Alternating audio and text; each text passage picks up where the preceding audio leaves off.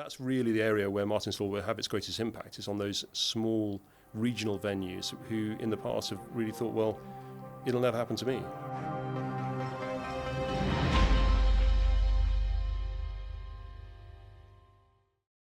Well, welcome to a start of a new series of podcasts in which we will be discussing the current situation of life safety, fire safety and security in the UK and internationally where it's relevant.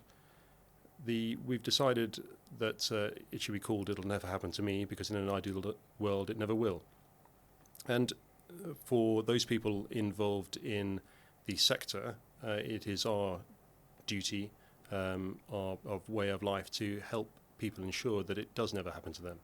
But by discussing these things as part of this podcast, what we intend to do is increase awareness of the threat landscape, systems, processes, behaviours that are designed to eliminate or reduce the risk of threat actors from affecting our way of life. And the way of life that we wish to enjoy and continue to enjoy is one of freedom, in terms of freedom of movement, freedom of speech, and by hoping that it never happens to us, and relying on the industry and the sector and other public sector stakeholders to contribute to that, then I think hopefully we will continue to enjoy the quality of life that Britain has enjoyed over the last few centuries. Yeah, totally. I'm Charlie Burbridge, and beside me is Kevin Roberts. This first episode we're going to talk about the soon-to-be implemented Martyn's Law. Martyn's Law is a new piece of legislation which will come into effect during the course of the next few months as a consequence of the tragedy which was the 2017 Manchester Arena bombing, in which 21 people lost their lives as a consequence of their decision to go to a music festival, music event.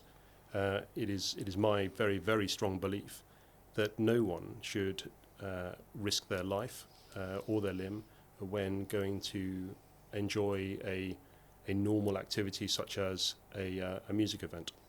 So I'm not alone in that thought and that notion, and the government has listened. It's conducted a consultation, and along with a great deal of other activities and initiatives that exist already today, which we can discuss as part of this podcast, Martyn's Law will increase the responsibility that event managers, venue owners have for ensuring they have adequate security measures in place to prevent the impact of a terrorist event from impacting on the people who are attending that event. So it's an extremely important development. On the one hand, one could consider that this is a abrogation of responsibility. If you want to look at this from a negative perspective, the primary task of any government of a society is to keep a society safe. But on the other hand, it is just another layer of the onion skin that will ensure that there is another hurdle over which anyone who seeks to do us harm will have to leap and will continue to fail if we continue to work hard at this. Well, I think Charlie and I had a really interesting conversation earlier, which even I learned something about how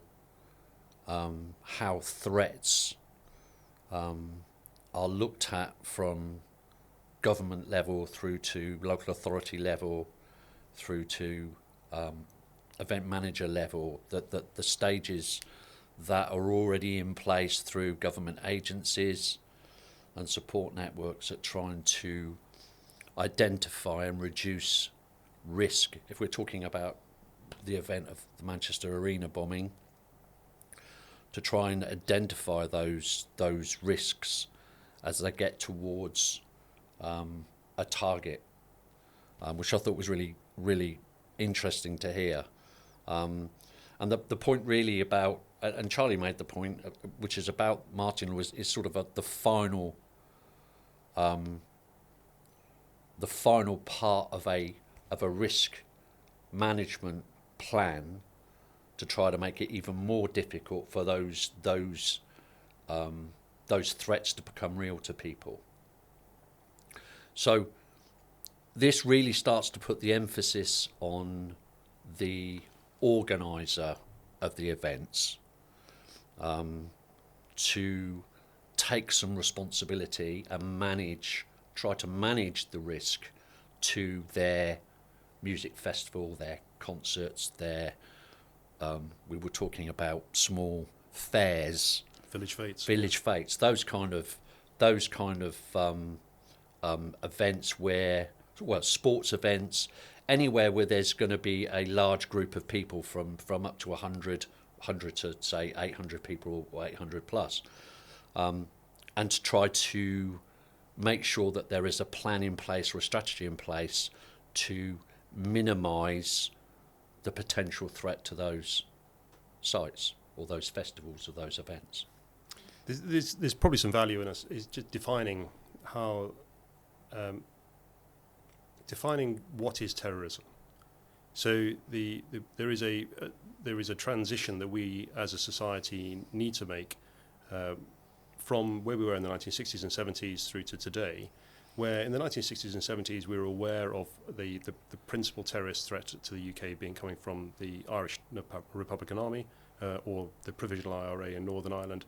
And generally speaking, as a society, we were aware of the notion of terrorism.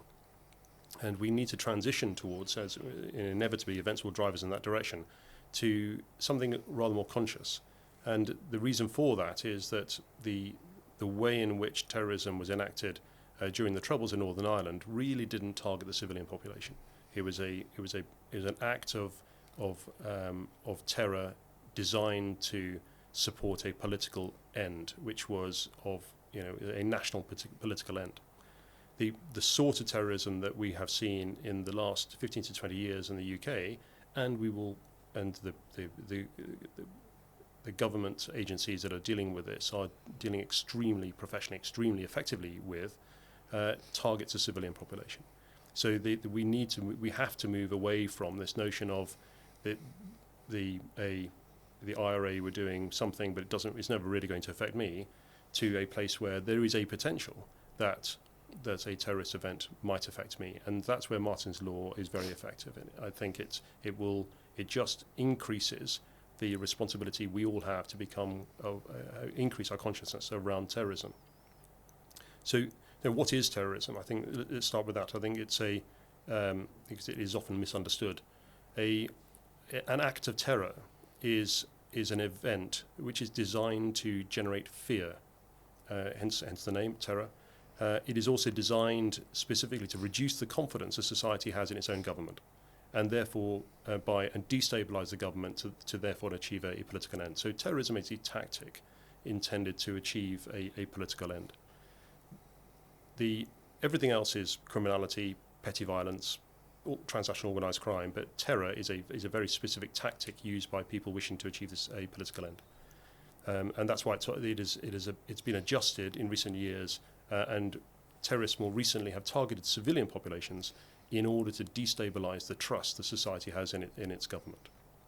And it is the task of people like us in our industry and public sector stakeholders to continue to raise the awareness of our society of the great work that's being done, not just in the public sector, but is being done by professionals within the industry to reduce the impact that terrorism might have on society.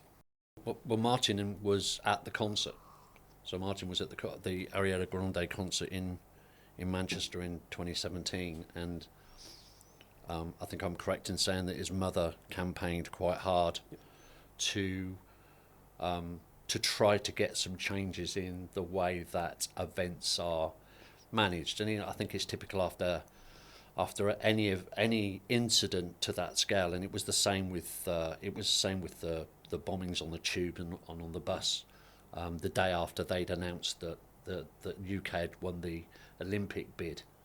That people then look at the reaction to an event, what could have been done before, what could have been done during, what could have been done after, and she campaigned quite hard to say that they believed that there should be more of a responsibility of the event to try to minimise those kind of impacts. And Charlie and I, again, we had a conversation earlier because we were discussing about, can you stop someone doing that kind of atrocity? Can you stop someone deciding that they are going to take the lives of people in a crowded area by blowing themselves up?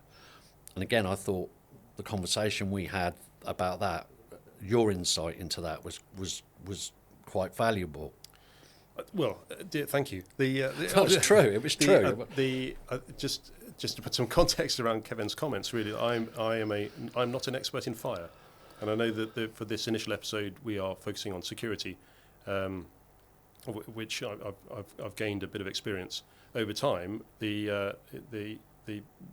What is fascinating to me is I know almost nothing about fire, which is Kevin's central area of expertise. So this conversation is hardly one-sided. But no, but I'm sorry, but I think I guess the point I was trying to make, I was thinking that through about how can you stop it, but you put stages quite clearly in how it does get stopped. Yeah, I think you're completely right. There's a terrorist needs to be lucky once. That's all, and we have to be lucky all of the time. And what is luck involved in inverted commas?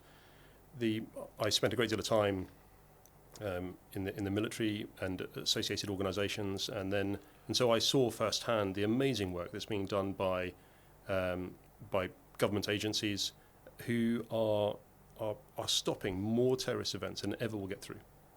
And so the fact that this atrocity took place in Manchester, yes, anything could be stopped if once we know in hindsight all of the facts, every event that led up to it. But on the other hand, this was an extraordinarily unlucky thing to have happened and a tragic thing to have happened to those 21 people. But can we eradicate the threat? Almost certainly not, because as one threat diminishes, another one will emerge and society changes and we move on.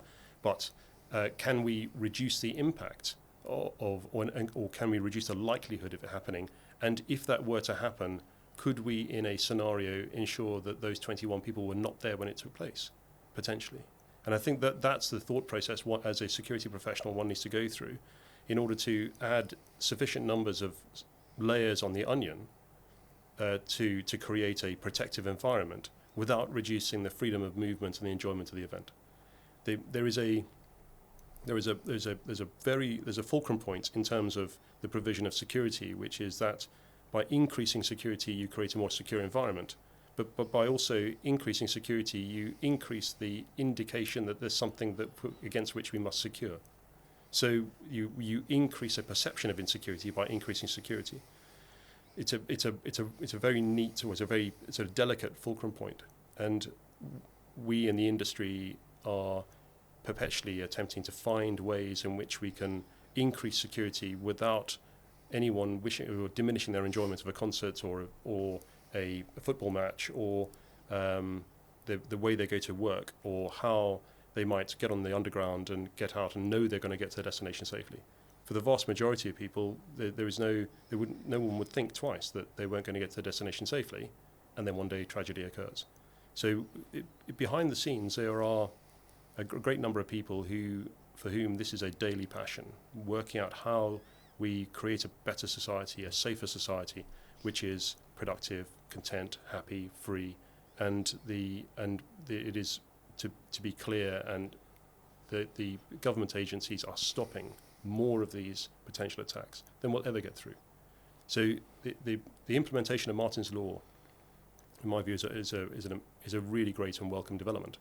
It is, if it's implemented carefully and in a sensible manner, then it will add another layer. It will make it just a little bit more difficult for this sort of thing to reoccur.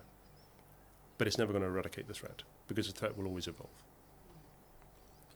Well, I think it's quite interesting that because of that law, and again we were talking about this earlier about so if we talk about an event and the people that organise that event, I suppose previously they think of security around the fact of crowd management, if there's issues within the arena itself, the removal of people, all that general security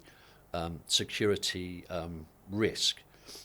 This is to take it to another level. So this is to really do a risk analysis around your property and to look at where those risks can come from. So do you need to change the way that you manage the security physically? So with the way that you use security guards or concierges during the event, you need to look at how you manage the people, the flow of the people through the event.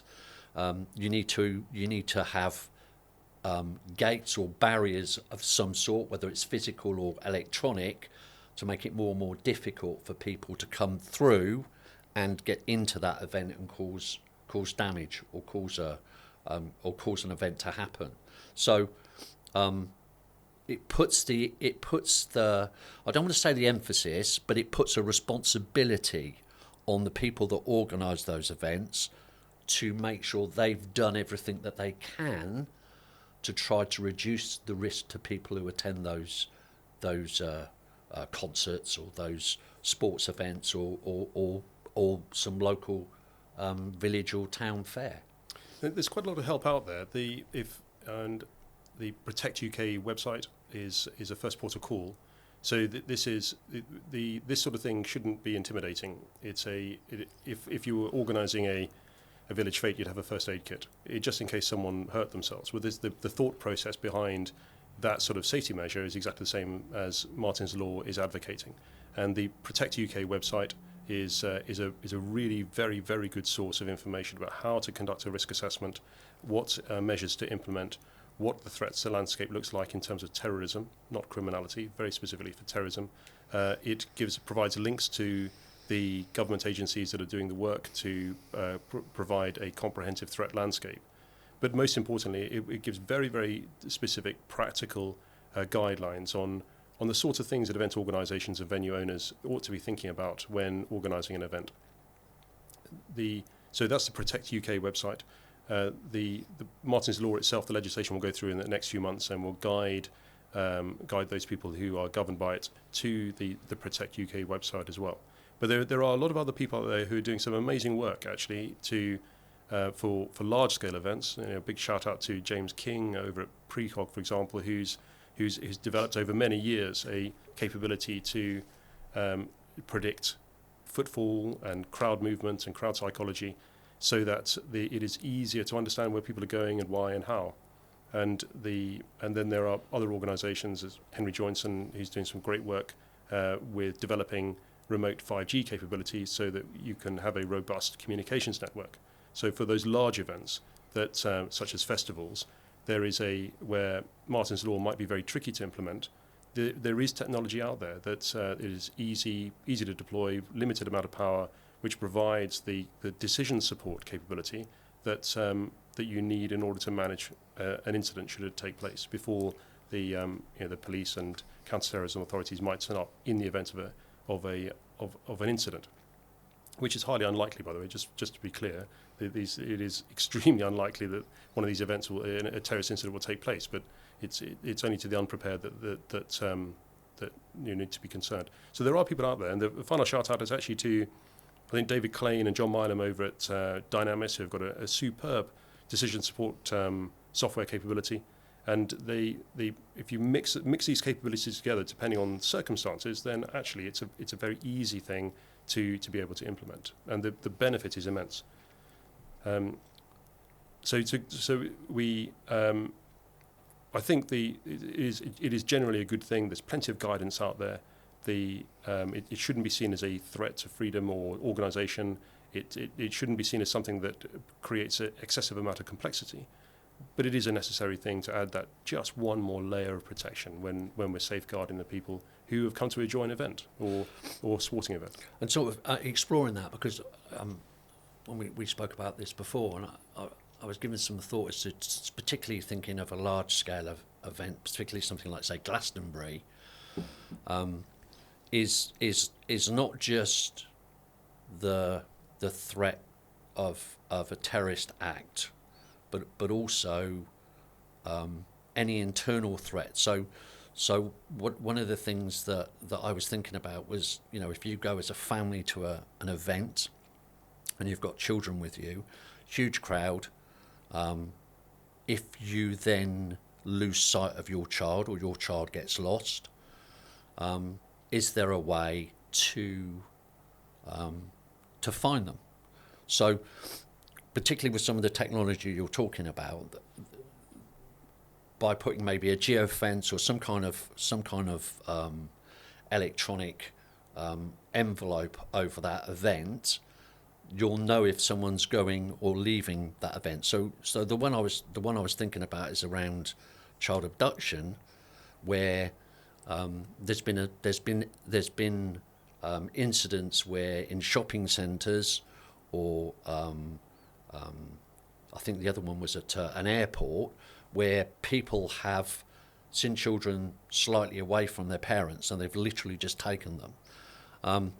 And I was thinking about that in somewhere like Glastonbury, with the amount of children there are, you could have some kind of secure system that would stop that happening, so that literally if they were wearing a device of some sort, if the device is damaged or cut, it sends an alarm signal, that instantly lets the people at the entrances know that there's an issue.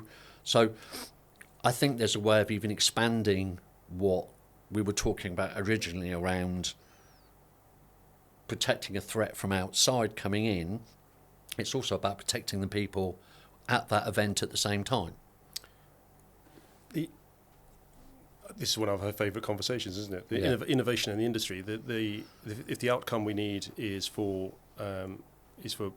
increased freedom of movement or friction-free freedom of movement, and a greater experience, a better experience for those people attending the event, without a sense of over-security, as it were, which increases the notion of insecurity, then the technology certainly exists to be able to track people.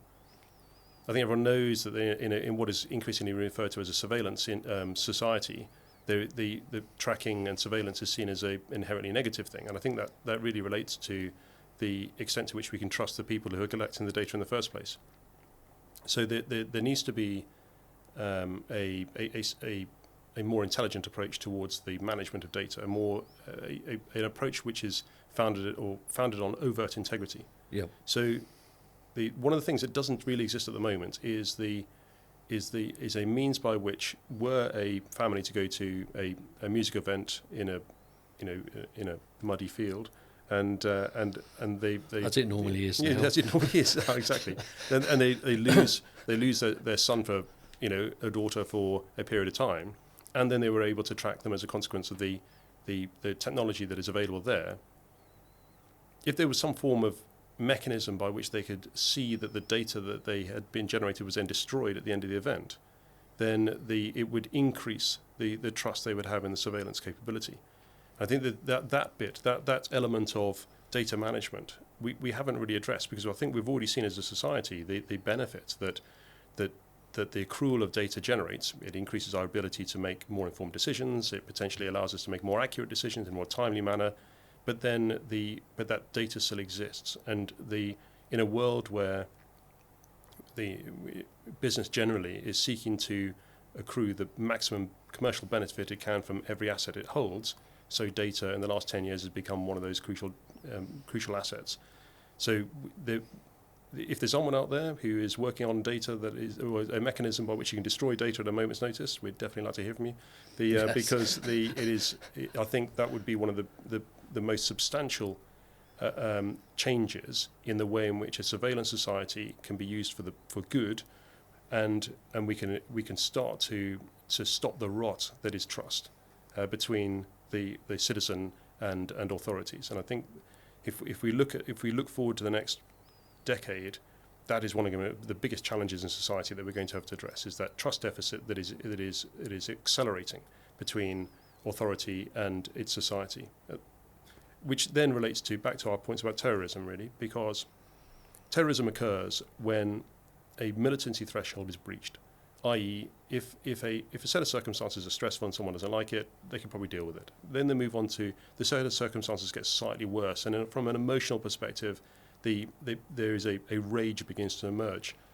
Eventually, at some stage, a militancy threshold, i.e. they become more militant, that is broken, and there is a transition between what is resentment into violence. And when that happens at a level of an entire society, what you end up is with sectarian conflict or civil war or a breakdown of society more generally. One of the areas I think that we as a society need to think about very carefully is how do we repair the trust deficit that appears to exist between the authority and society, and that in itself will then allow us to implement security measures which protect society without the society feeling as it's being exploited. Yeah. And that, I think, if there is a mechanism that is able to show that data is being destroyed, I think even with GDPR legislation, it is very difficult to trust that data has been destroyed, and that will be a leap forward in the ability for society to trust a greater surveillance landscape.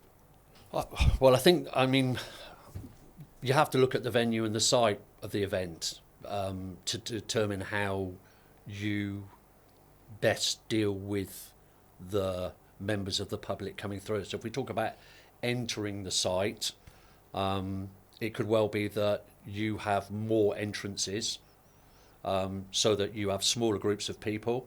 So if you think about a football stadium, the amount of gate entrances that they have to certain parts of the stadium means that they have a smaller group of people being processed through that gate. So I think when I attend a football match, everyone who goes into the stand is searched, but I'm not in a queue of 300 people because there are so many gates for people to go through. But what does that mean for the event organisers? It means they've got to have a lot of security people because they've got to have the people on those gates to be able to search you and check that you've got the right ticket, and to some degree what you're wearing. But I think there isn't a one solution fits all. It depends on, we were talking earlier about Glastonbury. That's a huge open space. That's very different to somewhere like Wembley Arena or the O2. So you have to look at how does it work today, how do you process people into that event, and how do you currently protect it.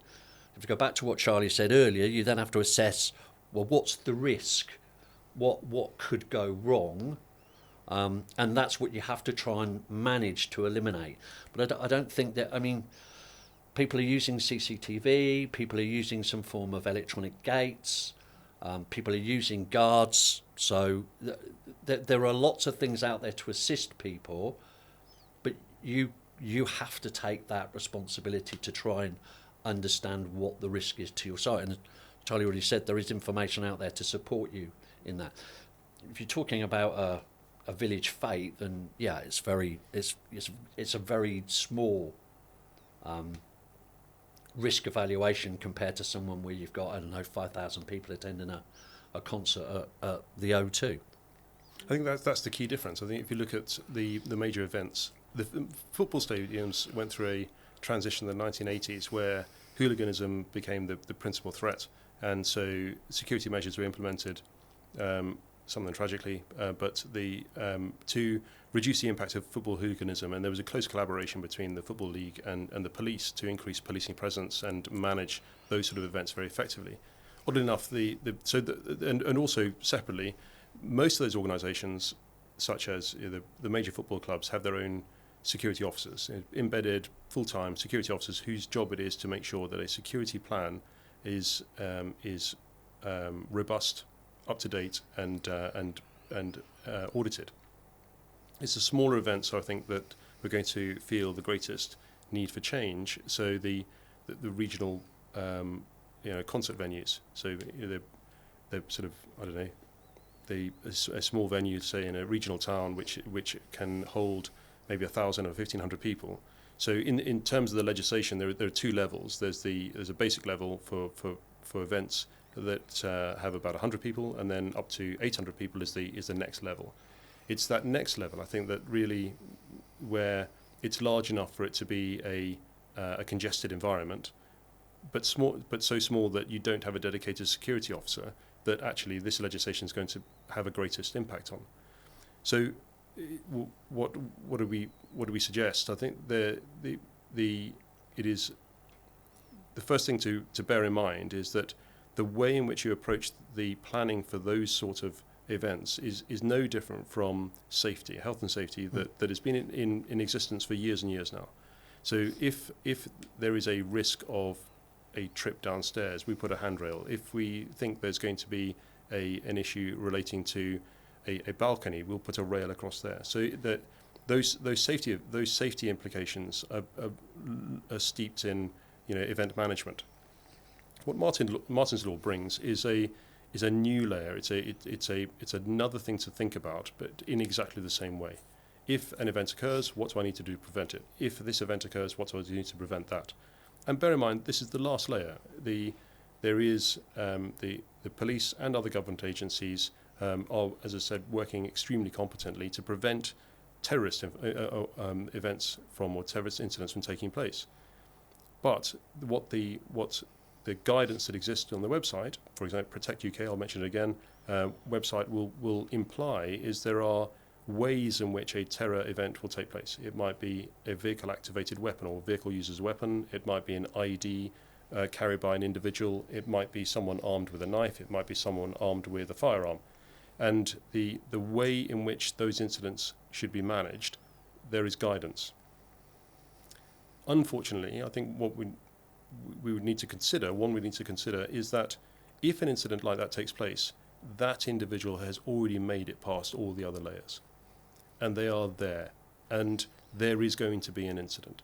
So it is vital at that stage that the plan includes evidence gathering for future prosecution, should that become possible, how to deal with the implications of the incident, how do you move people from the point of incident to a point of safety, how do you deal with anyone who has been affected, whether they've been injured or otherwise, as a consequence of the incident.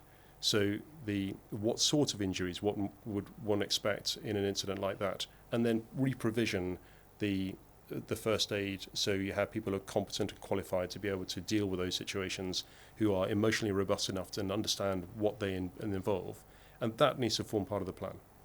That can be outsourced potentially, or we can retrain employees that run the event. But this is it's an adaptation, in my view, of existing health and safety procedures. Only we're looking at it from a slightly different perspective. But that's really the area where Martyn's Law will have its greatest impact, is on those small regional venues who, in the past, have really thought, well, it'll never happen to me.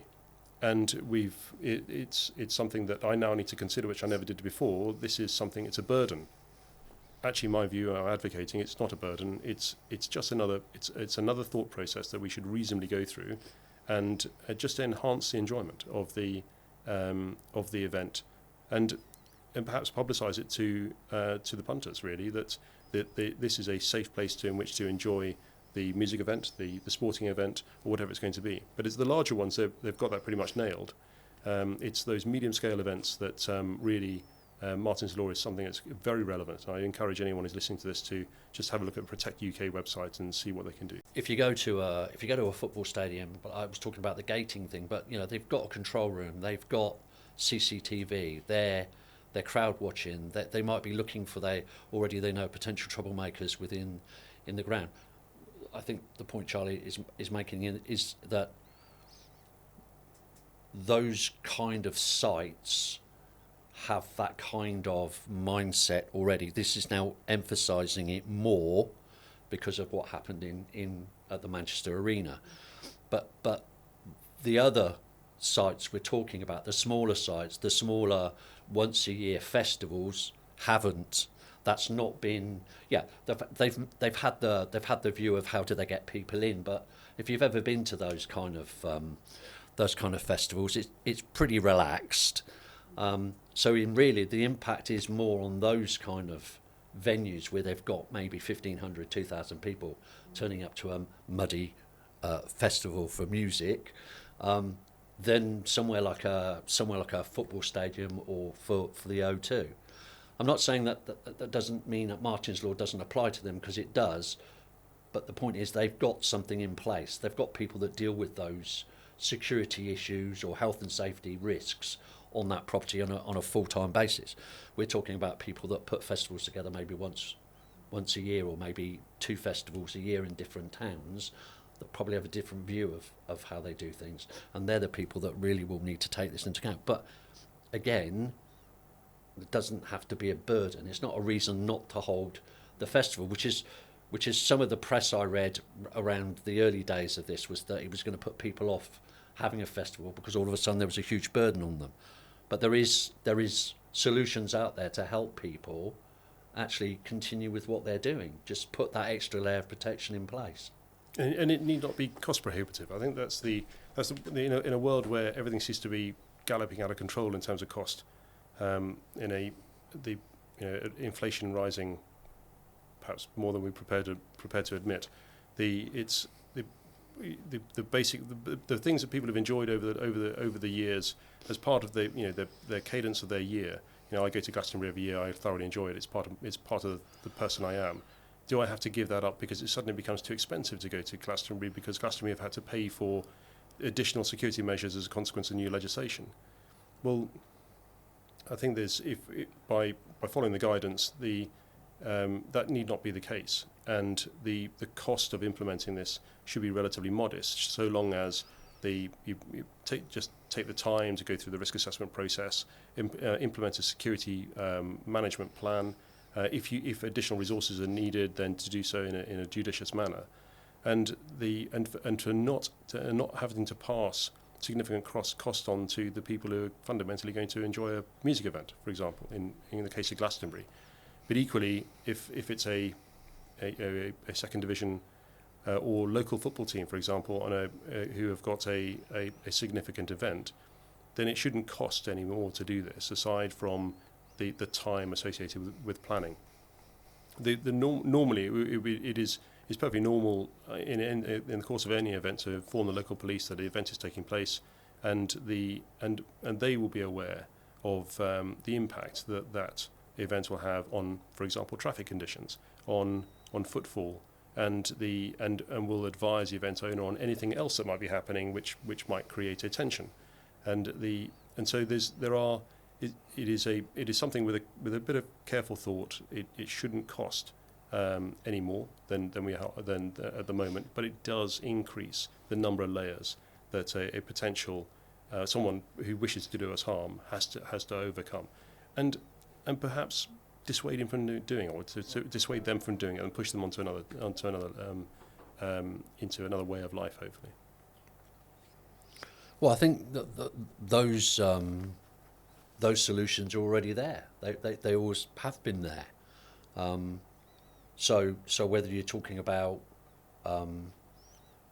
electronic, so we're talking about CCTV, we're talking about facial recognition, we're talking about crowd management, so watching the flow of people, through to physicals, through to barriers, through to guarding, through to a control centre, watching people and watching the site.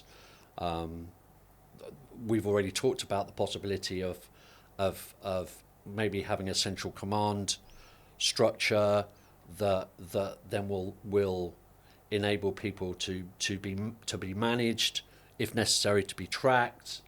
I think there's loads of solutions there. But up until this point, and we go back to the fact that the major event arenas will already have that security in place in most cases. But it might be new, and probably will be new for someone who's going to have a summer festival somewhere in Devon, and they're going to get 5,000 people there. I think, as I'm a naturally seditious person, I can't help it. I just wonder. I was thinking about this just the other day. I mean, if you imagine if you went to Heathrow Airport and you parked your car and you walked through the terminal and you walked straight to the departure gate and you got on the plane and you flew. Oh, you've got to show your passport. So you go past passport control, but you get your passport stamped and you get straight on the plane, and there's nothing else at all. You're not taking your belt off, your shoes off, and then going through the gate 4 times because you had a tinfoil in your pocket, whatever it was, and you're not taking your gels and powders and stuff out of the bag. You're not staying in a queue. You're just walking straight through. How unusual would that feel? Would that feel ridiculous now? Would people miss it? Well, that's actually a good point, because I recently flew from Heathrow, and they have now introduced a new type of scanner. They're not across the whole of the airport yet, but they're getting there. But I didn't realise this, so I've walked up to the first scanner and I'm doing what I've become used to doing, which is I'm going to take my belt off and then start staying there. And he said, no, you don't need to do anything. You leave your laptop, you leave all your fluids, liquids, everything. You leave that in the bag and you just send it through. And I'm going... And that's quite a modest change, isn't it? Yeah. So really? Am I? Yeah, so imagine... You sure? But if you eradicated all of that, you remove that stage, aside from the impacts on the footfall and the shopping sort of revenue that were generated as a consequence of people spending more time in the terminal, or maybe less time, they arrive later, I suppose. But would we miss it? I mean, is our experience of flying from A to B enhanced by the notion that we've gone through that process because we feel familiar with it and we like it and we feel really reassured? I remember, again, an experience. I remember being at an airport, Boston Airport. We were travelling, and my wife had a bottle of water. And as we went through, we got stopped. So we were actually going onto an internal flight. So we'd already done security. It was an internal flight, and we got stopped, and they said, "What's in the bottle?" So my wife said, well, it's water. And he said, well, then drink it in front of me. So she was a bit shocked. So he said, yeah, I want to see you drink it. So he opened the top, drank some water out of it, put the top. He said, fine, and let it go. And we talked about the offers, and sometimes you react to that going, well, that's a bit, it's a bit harsh. And then you think, well, actually, they're...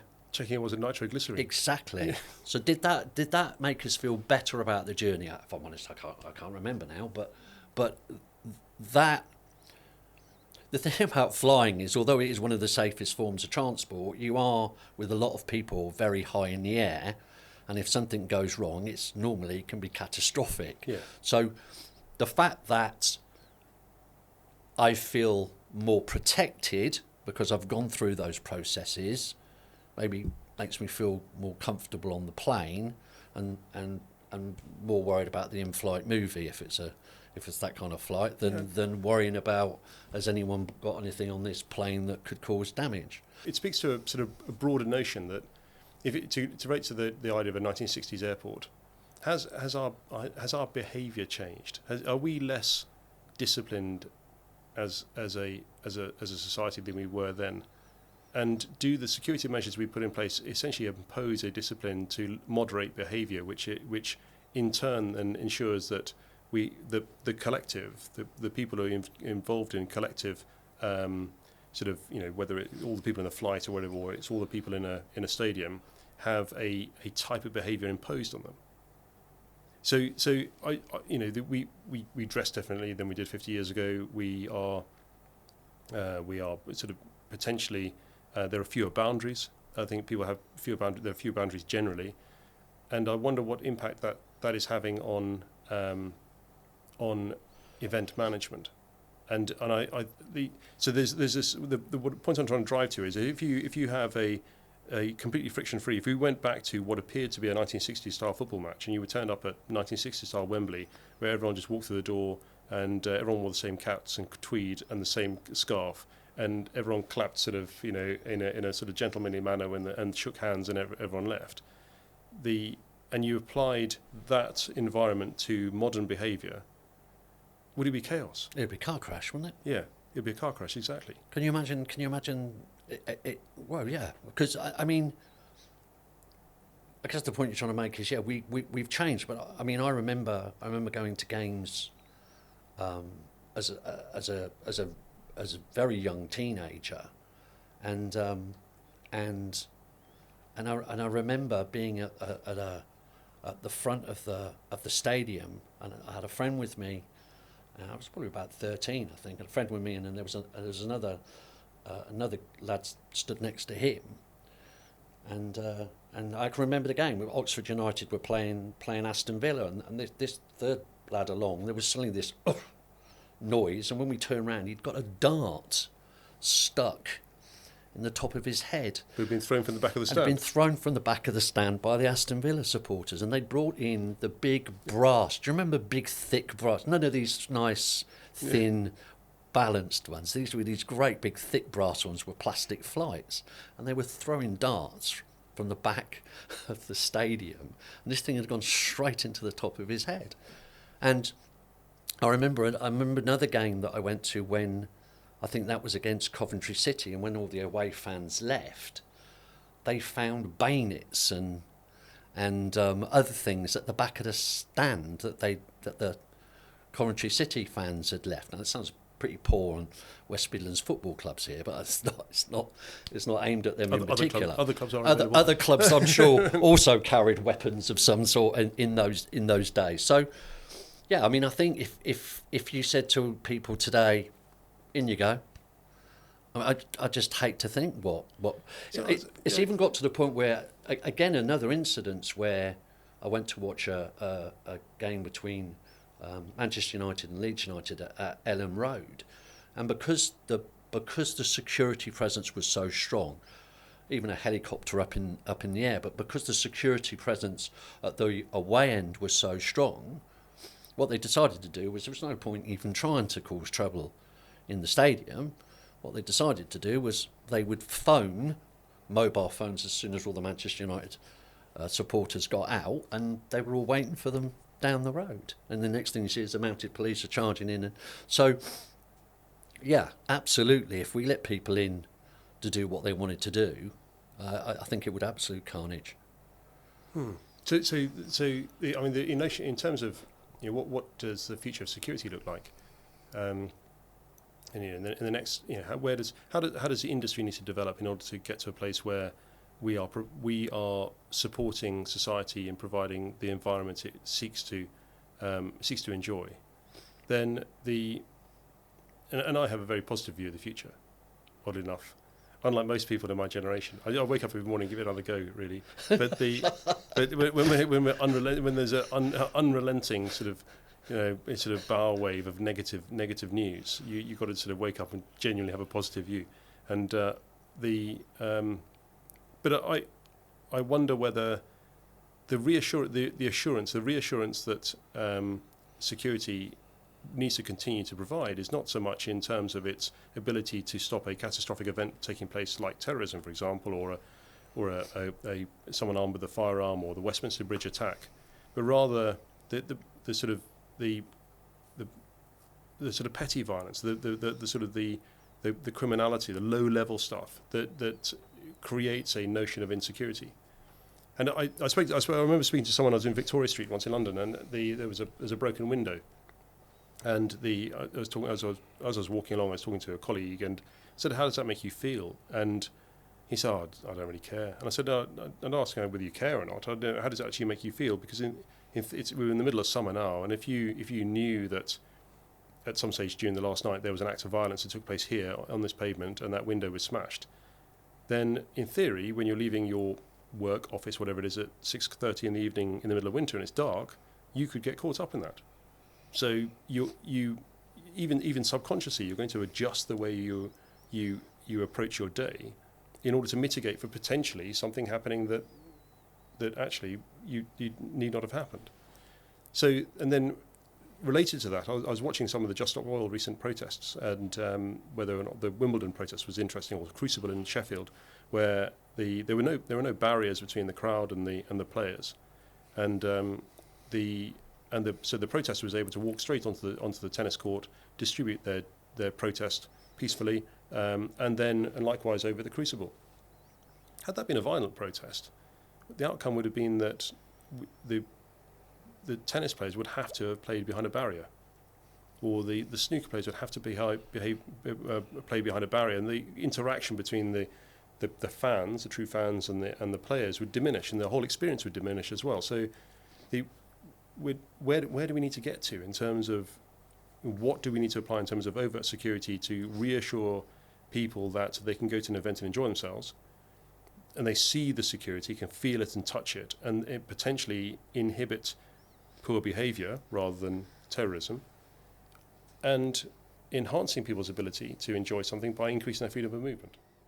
This is a law that's come out of a single act with the Manchester Arena, and I think it is worth making the point that the atrocity happened outside the arena, not inside the arena, but it happened because they were targeting people exiting the arena. They knew there was going to be a flood of people, and they had a good idea, obviously, of the type of people that were attending that concert and who would be leaving, and it caused maximum damage. Are those threats elsewhere in the world? Then yes, there are. I think it'll be up to each country to decide whether they need to implement that. I think they might look at our law and see what benefit we gain from it, and whether it makes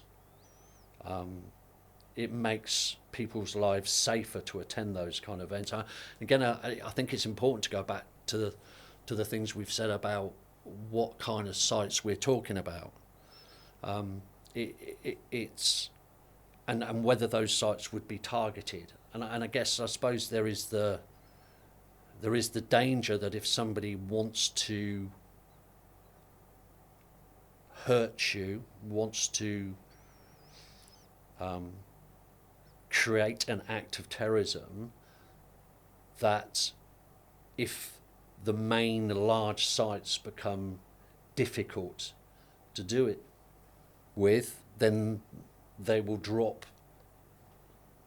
possibly their level of site, because they think that it would be easier then to cause a mass atrocity, in the middle of a field with 1,000 people, than trying to get into the O2 or a football stadium.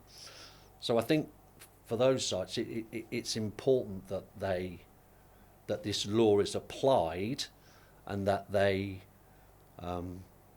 look for, if they can't manage that with the skill set that they have, because it's something outside what they would normally do, outside health and safety for that event, then they look for the support to actually try to make that event a lot safer.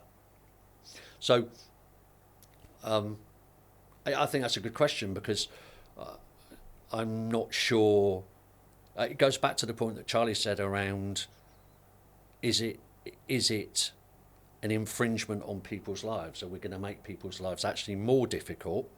But it's a decision that's been made in this country, because that's what we believe we should do, and that it will provide that final layer. I mean, if you go back to the underground bombings, people were then so aware after that of people carrying rucksacks, of bags on the train, in fact bags anywhere, bags in airports, because they realised the impact somebody could have by carrying a rucksack full of explosives, and the damage that could cause, and the loss of life that can cause. And people became more aware. But it does go back to the point Charlie made. People then are travelling with a concern, because is that somebody's bag? Is that because they're instantly thinking of the damage that could potentially cause, because they've seen it as live examples elsewhere, whether it's in this country or somewhere else in the world. So I don't know. I couldn't talk for other governments, but if it becomes a further deterrent for people to actually try to do damage through carrying out some kind of act, and again, I know we're talking about explosives, and the point Charlie made is that's incredibly rare, but carrying a knife I went to an event. It was a Halloween horror night, and over literally a course of 1 hour at the entrance gate, they put a metal detector gate that you had to walk through. And as we walked through, remembering that I'd got a young son with me at the time, as you walked through, the guy in front of us walked through and the alarm went off. And he said, "Oh, yeah. And he pulled out a hunting knife and handed it over to, just like it was nothing. Forgot that. I forgot it. And I'm thinking, why are you carrying a hunting knife into a theme park? I mean, with the greatest respect, what you peel an apple and eat it, or why would you even do that? So, but it stopped it getting into that environment. So, yeah, I'm sure that particular theme park can probably afford metal detectors, but the point is that that's likely to be where the threat could come from. So somebody walks in with a knife, and we've seen it. You see it on the news, unfortunately, on a too regular basis now, where someone has attacked somebody with a knife. Not just in this country, but yeah. So I think, as I said, I can't talk for other governments, but I think it would appear to make sense if that's what they believe, and but whether or not this sort of legislation doesn't already exist. And so I know you're a massive fan of holidaying in Florida, right? And just for the record, the image of you in a linen suit and espadrilles is something we can all enjoy. I shall bring a picture back next time. But some of the security or the events of insecurity in America are frightening by comparison with the UK. Yeah, frightening. And the another incident involving a firearm in a school. It's almost I wouldn't say it's a frequent, it's a regular event rather than frequent. So every few months, it would not surprise us to hear of news of that in America. And in America, there is a necessity to apply far more intrusive security measures, and it is partly due to the proliferation of firearms and the available ammunition, and a different culture. So the notion of applying this sort of legislation, Martyn's law, is almost irrelevant, because they've already gone way beyond that. Yeah. But if you look at European countries which have a very different culture, the horrific events in Norway a few years ago, where a children's summer camp was targeted by a guy with a hunting rifle. He was able to go on a rampage through that for some hours before anything really meaningful could be done about it, because of the isolated nature of the incident and the fact that it was almost impossible to put a security bubble over the top of it, and unnecessary actually, because there was no form that to track. Meanwhile, over in Stockholm, the way in which policing has had to adapt as a consequence of changing demographics in Stockholm has meant that there are areas which are becoming almost impossible to police, or the police are unable to access at particular times of day, and it's becoming increasingly challenging for the Swedish police to be able to police in a way that is normal and usual for, if you turn back the clock 30 years in Stockholm, the way in which policing took place then is very different from the way it is now. So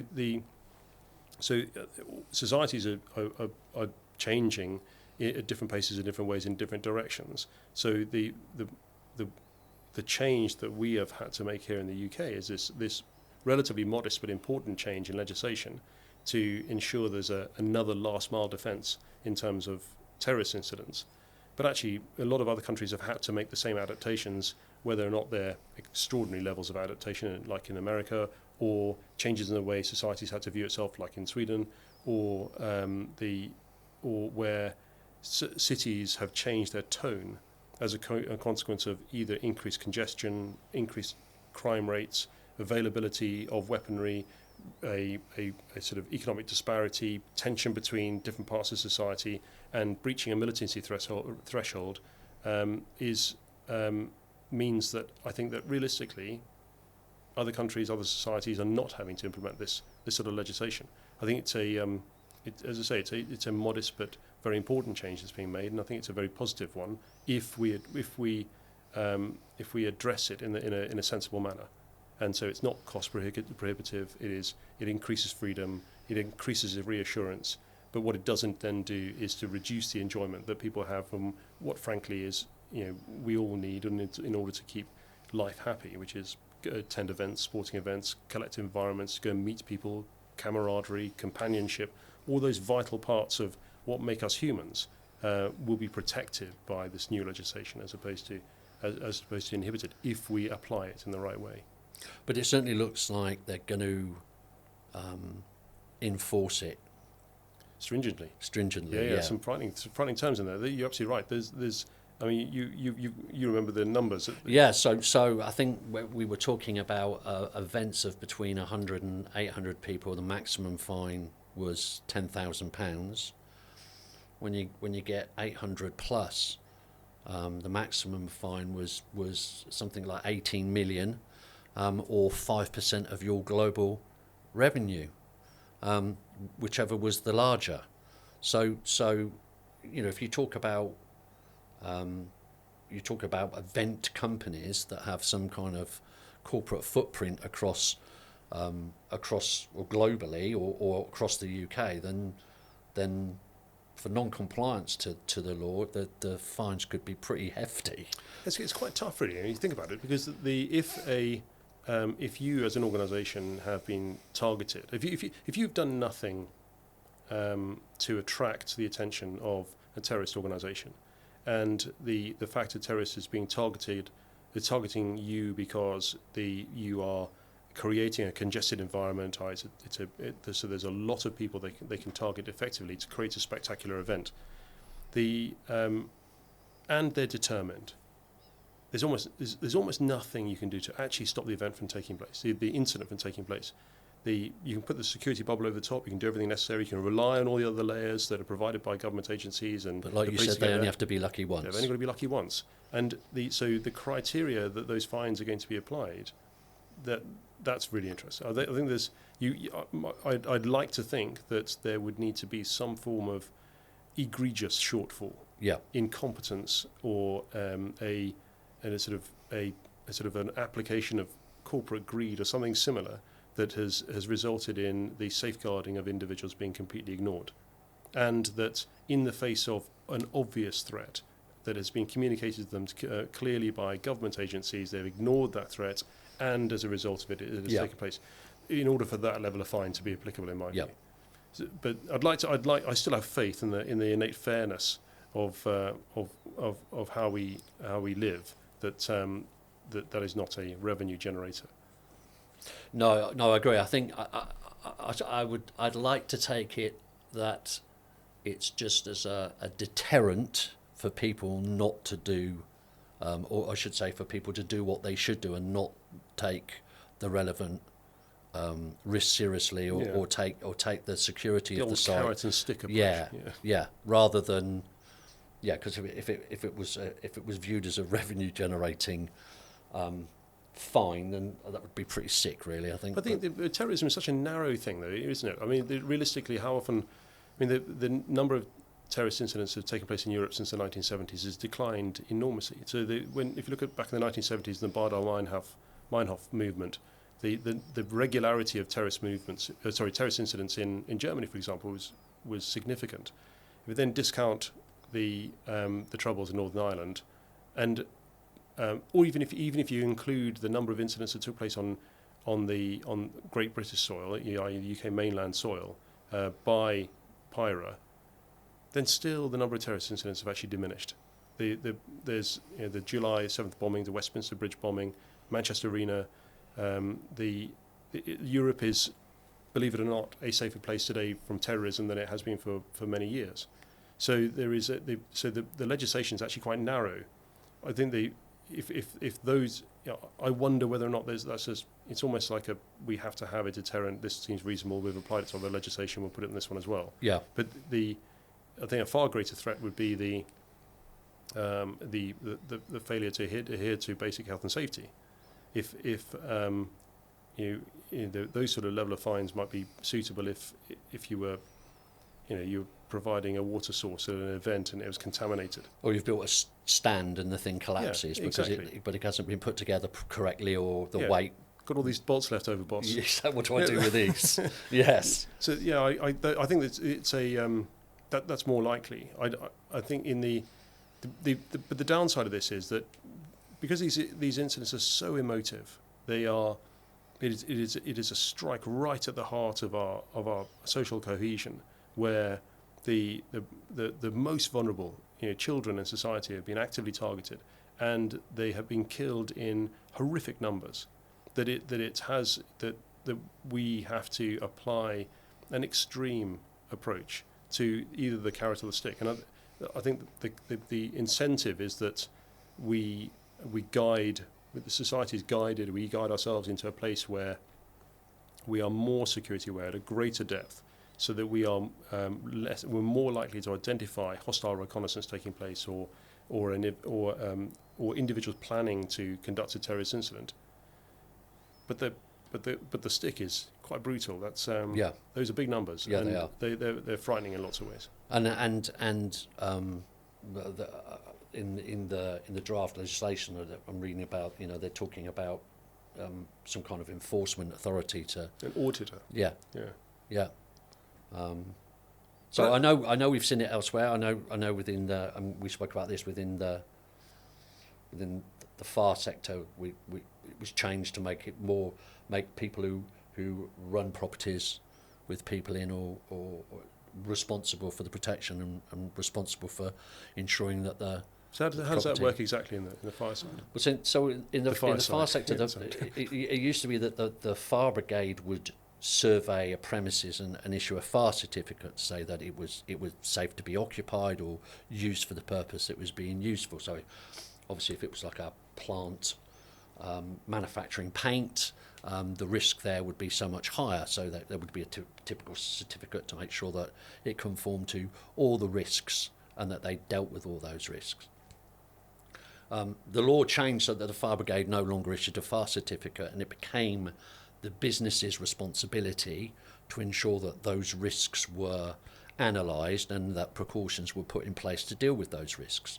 So, and obviously, a bit like we're talking around Martyn's Law, if you didn't and there was an incident, then obviously there was a consequence and a fine, but in worst case scenario, prison sentence for whoever the business leader or responsible person was. So you certain businesses above a certain size, but most size businesses would have to comply and show that they'd had a fire risk assessment of the premises, and that any risk that had been identified from their previous assessment had been dealt with, and what actions they'd taken to deal with them. So it becomes, for us again, for us in the fire and security sector, we then become the experts for those businesses, because they don't necessarily want to rely on, I don't know if they've got health and safety or a fire officer within the premises. That's a hell of a responsibility for someone. So they need to look for a competent business that's accredited to support them. But again, similar to Martyn's Law, and I would expect events and businesses that are going to be affected by Martyn's Law will turn to the security industry and look for that kind of advice and guidance and risk analysis, the same as they have done when they look at their risk to fire, because the risk to fire has always been around, with security it's always been around theft, loss, issues with insurance, all those kind of things, whereas in fire the view has always been about property and life. This Martyn's Law takes us really towards that. This is now about, you do need to secure premises, but you do need to protect your people as well, and it's your responsibility to ensure that you've got a risk analysis in place and that you've taken actions with those risks to ensure people are safe.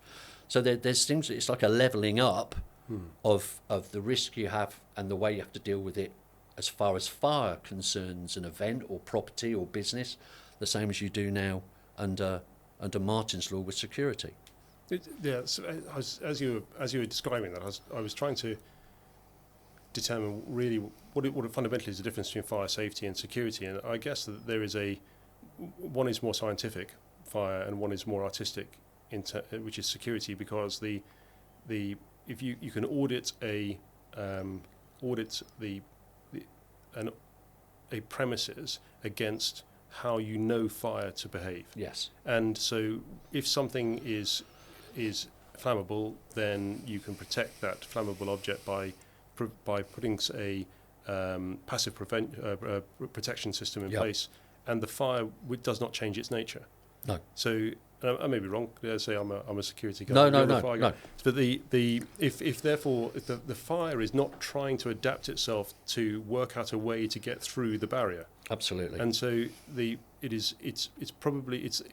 makes sense therefore that a compliance structure exists within the fire safety environment, and has done for much longer than in the security environment, because the threat continues to adapt in the security environment in concert with the application of protective layers.